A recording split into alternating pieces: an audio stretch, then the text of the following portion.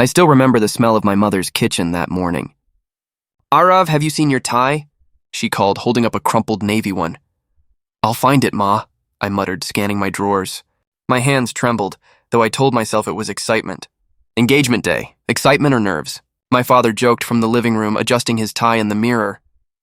"Both," I admitted, forcing a smile. The hall was packed when I arrived. Maya stood at the center, radiant, flawless. "You look amazing," I whispered as I approached her. "Thank you," she smiled, brushing her hair back. I thought I saw warmth in her eyes, but then I heard it. "Oh my God, look at their house!" Maya giggled, loud enough for her friends to hear. "I can't believe he lives there." "His parents so simple. I mean, who even cooks like that?" I froze. My chest tightened. "What did you just say?" I asked, stepping closer. She blinked at me, pretending innocence. "I was joking. You know me." Her friends snorted, whispering, "Marrying up, right?" I wanted to lash out, but I held myself back. "You're joking, right?" She laughed, and it was sharp, almost cruel. "Of course. Relax, it's just a little fun." I glanced at my mother, smiling nervously, completely unaware of the words she had just spoken. My father's eyes met mine, subtle, warning. Later, during the engagement ceremony, Maya whispered again. "Honestly, Arav, I'm just being practical. Don't take it personally." I felt the room spin. Practical? Is that what she called mocking my parents, my home, my life? "You said what?" I asked, keeping my voice low. She tilted her head. I said, "Don't be sensitive. Everyone's saying it's sweet you're marrying me. I mean, they'd say yes anyway." I forced a smile, nodding. "Right, sweet." Inside, something snapped. The excitement, the butterflies, the love I felt vanished.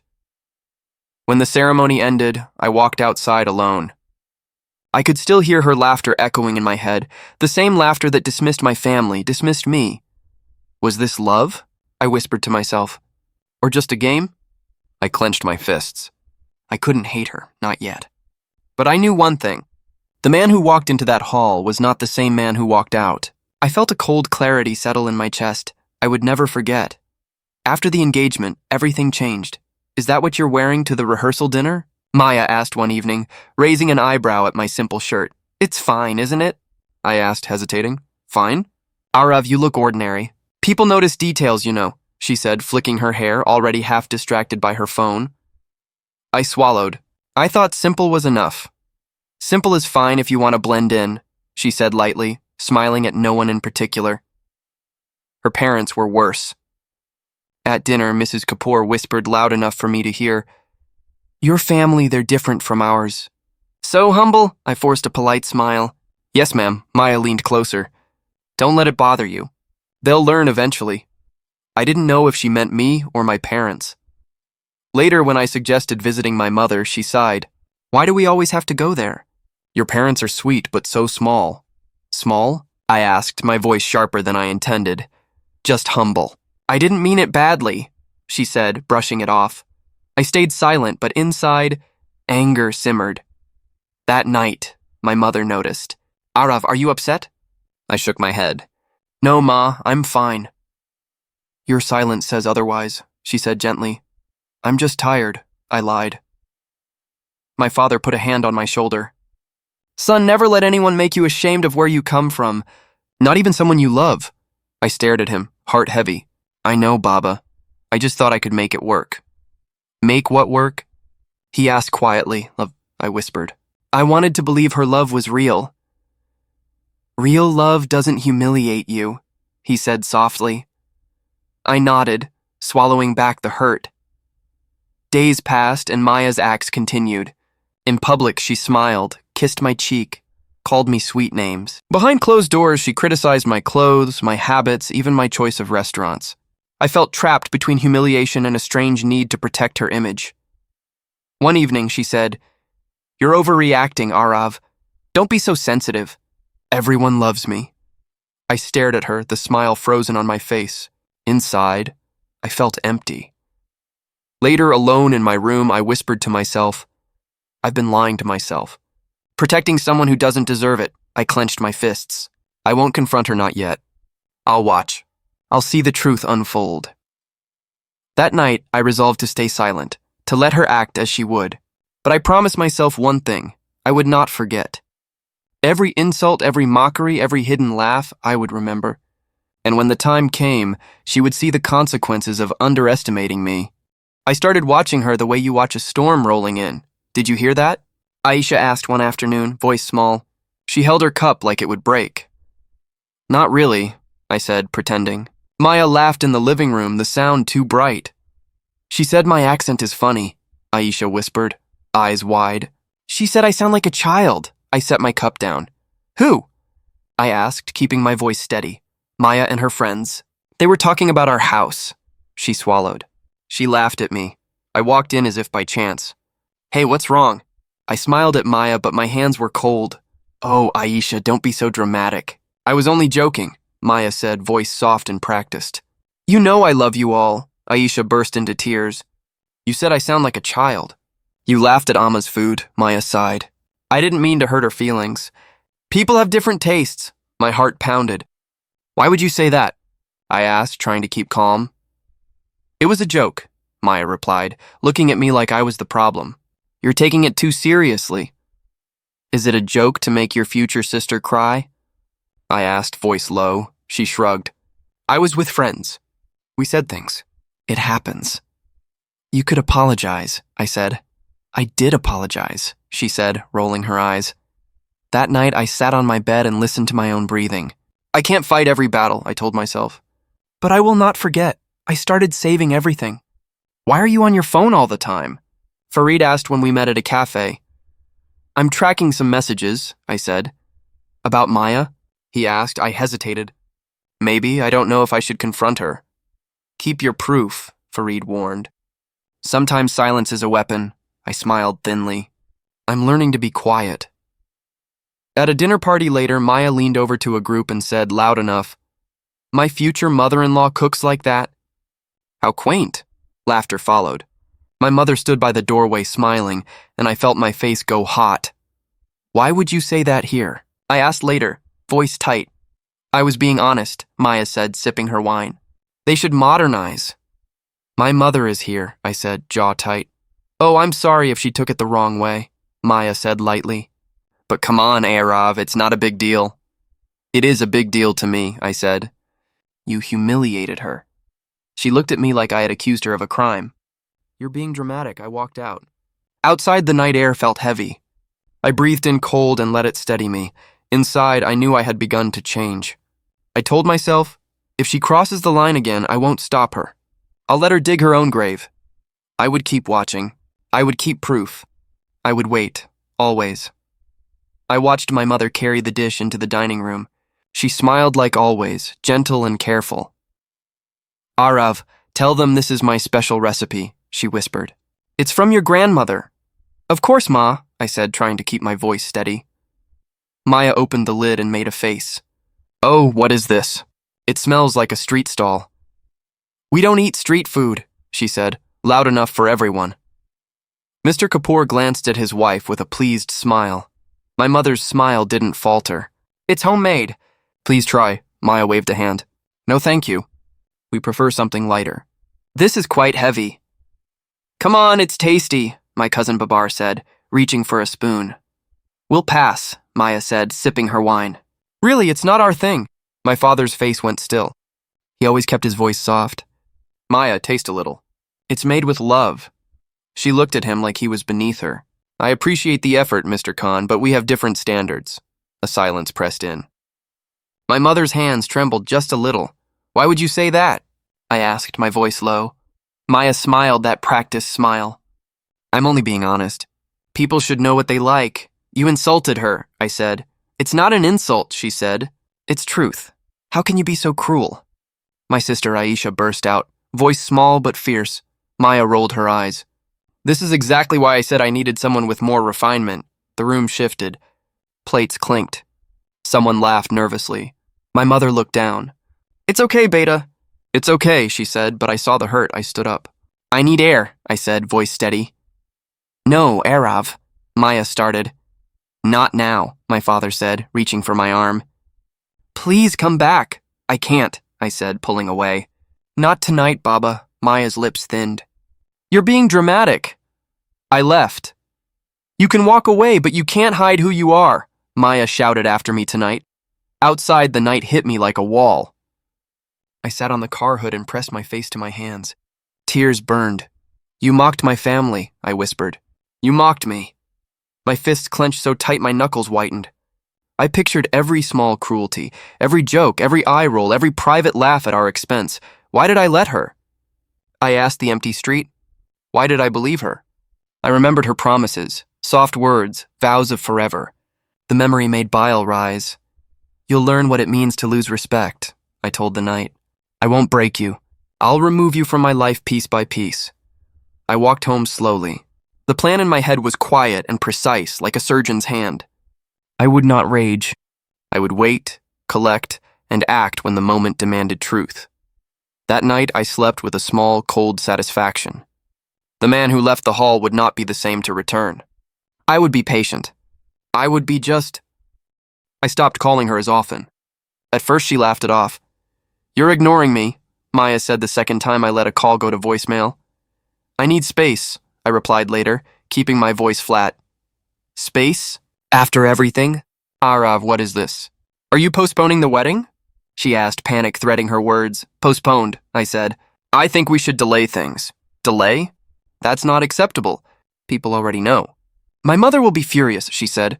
Tell her it's postponed, I said. I have work, she tried to make light. You're being dramatic. You always get like this before big decisions. Not this time, I said. I need to focus. Her tone shifted to sweet. I understand. Take your time. I love you, but the sweetness felt thin. I started showing up to the office earlier and leaving later. You're burning the midnight oil, Fareed observed as he popped his head over my cubicle. Deals, I said. Long meetings. Is everything okay? He asked. Fine, I lied. Just need to secure a client. At lunch, I told my assistant, Sarah, pull up the Rajiv account details. I want projections by tonight. On it, she said. You're moving fast. Fast works, I said. I cut contact with Maya slowly. When she texted, I replied with short sentences. Are we okay? She wrote. We're postponing, I replied. Why won't you answer my calls? She demanded. I'm busy, I typed. She began to get desperate. Please, Arav, I need to talk. People are asking. Tell them the wedding is postponed, I replied. When she appeared at an industry gala, she tried to charm the crowd and me. Arav, I'm so proud of you, she said in front of investors. Voice loud and sugary. Thank you, I said, shaking hands without looking at her. Don't be distant, she whispered later, eyes bright. Everyone notices. I have responsibilities, I said. You're being emotional, she scoffed in front of her friends. He takes everything so personally. I clicked record on my phone quietly. Her laugh vanished when she saw me glance at the screen. What's that? She demanded. Just notes, I lied. Her friends teased her about settling down and she threw me a disdainful look. He doesn't understand the finer things, she said. Perhaps, I said. But I understand honesty. She left in a huff and I stayed, watching deals close. My company signed the client that week. Fareed clapped my shoulder. You played it smart. Quiet grind. I kept my head down, I said. And my proof. Proof? He asked. Recordings, messages, I said. If it comes to that, I won't be the one who looks foolish. That night, I sat at my desk and breathed in the hum of the office. My plan was small and precise. I wasn't loud. I didn't need to be. The mask had slipped. I only had to be patient. I would build a life that earned respect, not her approval. Time would be my ally. I watched her from across the gala, feeling calm. Maya stood by the bar, laughing with a man in a sharp suit, the way she used to laugh with me when we first met. Did you meet Arav? The man asked, but Maya's eyes slid away. He's busy, she said, voice silk. He's doing well, though. Impressive, he said. I heard his firm won a big contract. I smiled, though my chest tightened. Yes, we did, I heard myself say when I slipped up to them. Oh, you work with him? The man asked. I run one of the sponsoring companies for tonight, I said, keeping my tone light. Small role, but proud. Maya's face shifted. Surprise, then quick mask. That's great, she said. Later, she tried the old routine. Arav, so proud of you, she said, voice staged. Thank you, I said. You're looking nice. Flattery will get you nowhere, she teased. but her smile didn't reach her eyes. When the man from the bar approached her and said, "Would you like to join me for a charity dinner next week?" she practically purred. "Actually, I have plans," she stammered. She thought she could use him to show off. In the empty corner of the ballroom, the man whispered, "Tell me about your plans." "You have ambitious taste," Maya laughed. "I like to aim high. I prefer people who move quickly." I moved closer and heard the line that cut like glass. "I don't like men who are tied down," she told him. "I need freedom." I felt something break, but I kept my face neutral. I stood beside her as if I belonged there, and I heard the man say, "There are ways to help ambitious women." "Really?" she said. "Who do you know?" "People who fund projects, open doors," he said. "We can discuss." I stayed quiet. Inside, a plan sharpened. That week, my firm signed a government deal. Farid called at dawn, voice shaking. "They picked us, Araf. We closed it." "Good," I said. "Send the celebration list. We need to plan the sponsorship rollout." At the gala where Maya tried to humiliate me, she hadn't known the sponsorship plaque would list my company as main sponsor.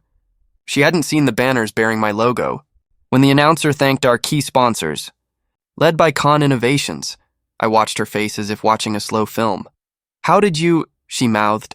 "Panic clear. I told you I was doing well," I said quietly. Her eyes moved to the man she flirted with, who now looked awkward and distant. "You played a dangerous game," I told her later, hands clasped. "What game?" she pleaded. "The truth," I said. "You wanted the world to see you rise. You forgot some things stay attached to the truth." She searched my face for anger, for mercy. I offered neither. My revenge wasn't raw. It was a quiet unveiling. The next moves would be quieter still. She would watch consequences arrive slow and certain. I ignored the first few messages. "Arav, please." "I made a mistake," Maya texted. I didn't reply. "Pick up the phone." She called 3 times. I let it ring. At the office, she appeared at my door, smiling too brightly. "I came to apologize in person." "I was wrong," I gestured politely. "Thank you. I appreciate it. But can we talk? Just 5 minutes?" she pleaded. "I'm busy," I said, keeping my tone calm. "You're cold," she said, frowning. "You always overreact. I need space," I told her. "I hope you understand." Her eyes narrowed. "Space? You don't want me around because you're too proud. Or maybe because I finally see the truth," I said. She laughed nervously. "You're being dramatic. I didn't hurt anyone seriously." "I think you did," I said, still polite. "But it's not my job to convince you. Perhaps time will." Weeks passed. I kept focused on my work. Each deal, each client, was another step away from the chaos she brought. Then rumors reached me. Her new boyfriend had dumped her. She had been flaunting wealth she didn't have. People were whispering. I smirked quietly in my office. Karma seemed to be on schedule. I signed the papers that morning, the house next door to hers. The one she always mocked. The one she said my family could never enjoy. "Congratulations, sir," Farid said, holding the pen. "Thank you," I replied. "It's time we settled in." I told my mother the news first. "We're moving next door," I said. Her eyes widened, then filled with tears. "Really, Beta?" she whispered. "All this for us?" "Yes, Amma, for us," I said, feeling an unexpected calm. We moved in quickly. The walls echoed with laughter. My sister danced in the garden. My father and I toasted quietly in the study. I felt something light inside, freedom. Not joy, not anger. Just peace. At night, I noticed her figure at the window. Maya, pale, silent, watching us. She hadn't expected this. The success, the celebration, the dignity we carried with us. I leaned against the balcony railing and whispered, "Look all you want.